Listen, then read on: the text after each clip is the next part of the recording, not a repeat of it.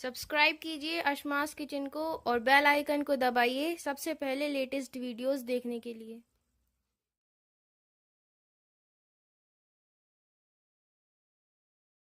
Hi friends, my name is Roja. Welcome to Asma's Kitchen.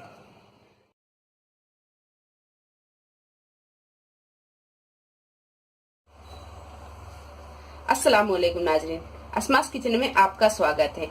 आज हम बनाएंगे चने की दाल की चटनी। चने की दाल की चटनी वैसे तो हम कभी भी बना के खा सकते हैं, लेकिन रमजानों के महीने में हम इसे खास तौर से बनाते हैं। तो आइए नाजरीन, चने की चटनी हम बनाते हैं। तो इसे बनाने के लिए हमें किन किन चीजों की जरूरत होगी हम देखते हैं।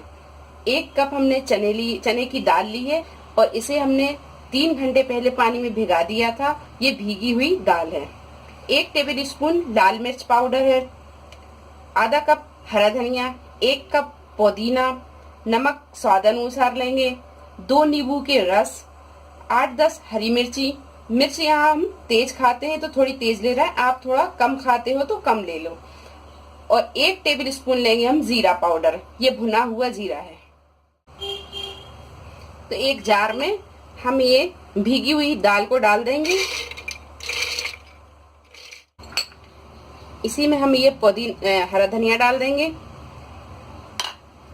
इसी में हम ये पुदीना भी डाल देंगे, नींबू का रस, हरी मिर्ची, कुटी हुई लाल मिर्च,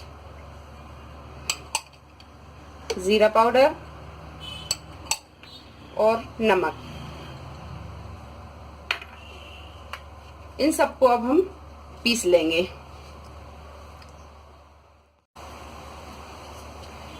चने की दाल की चटनी हमने ये पीस ली है। आप इसे पकोड़े के साथ, कटलेट के साथ या कबाबों के साथ जिससे भी चाहे आप इसे खाएं, इसका लुत्फ उठाएं। अगर आपको इसे रख के खाना है तो आप इसे फ्रिज में 2 से 3 दिन तक रख कर खा सकते हैं, बट इसमें आप नमक ना मिलाएं। जब आप खाएं जब ही नमक मिलाएं। तो इसे लाइक करें, शेयर करें और मेरे चैनल को सब्सक्राइब करें। अल्लाह हाफिज।